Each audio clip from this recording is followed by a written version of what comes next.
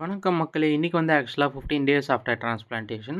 ஆ பேடை டிரான்ஸ்பிளான்ட் பண்ணி 15 டேஸ் ஆனதுனால நெறைய வீட் க்ரோத்ஸ் இருந்தது. அதுக்கு நம்ம போஸ்ட் எமர்ஜென்ஸ் தான் அடிக்க வந்திருக்கோம். என்ன போஸ்ட் எமர்ஜென்ஸ் வாங்கியிருந்தோம்னா, பிஸ்பைரிபாக் சோடியம் வந்து நம்ப 500 எம்எல் ப்ளஸ் ஒரு 100 எம்எல் வாங்கிட்டோம். மொத்தம் 4 ஏக்கருக்கு அடிக்க போறோம். இது இல்லாம இது கூடவே பைரசோசல்ஃபியூரான் எத்தைல் இந்த கெமிக்கலும் நம்மகிட்ட குடுத்துருந்தாங்க.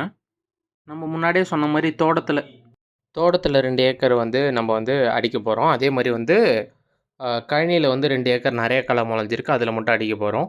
ஆக்சுவலா இந்த பக்கெட் எப்படி ஃபில் பண்ணோம்னா, கடையில வந்து ரெக்கமெண்டேஷன் வந்து என்னன்னா, 10 டேங்க் ஒரு ஏக்கருக்கு அடிக்க சொன்னாங்க. ஒரு ஒரு ஒரு டேங்க்குக்கு 15 எம்எல் ஆஃப் அந்த கெமிக்கல் வந்து கலக்க சொன்னாங்க. அதனால நாங்க என்ன பண்ணோம்னா, 15 எம்எல் ஆஃப் கெமிக்கல ஊத்திட்டு 2 மோட்டார் கப்போட அளவுக்கு நம்ம தண்ணி எடுத்து ஊத்திக்கிட்டோம்.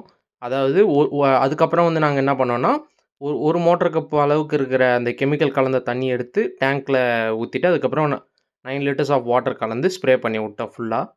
இன்னைக்கு வந்து ஆக்சுவலா பார்த்தீங்கன்னா, 3 டே வந்து அதாவது ஸ்ப்ரே அடிச்சு 3 டே. உங்களால கிளியராவே பார்க்க முடியும். அந்த இடம் ஃபுல்லா அழுகி இருக்கத. இதே மாரியே நம்ம இன்னொரு 3 நாளைக்கு வந்து நம்ம தண்ணிய புடிச்சு காட்டுனோம்னா, அந்த களை எல்லாமே அழுக ஆரம்பிச்சிடும். ஹெர்பிசைட் நல்லாவே ஒர்க் ஆயிருக்கு.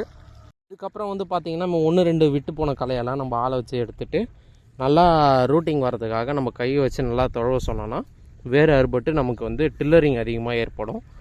அப்படி ஏற்பட்டதுக்கப்புறம் நம்ம வந்து அடுத்த தீனி, செகண்ட் தீனி இன்னும் கொஞ்சம் நாளில் 2 நாள் 3 நாளில் போட்டுருவோம்.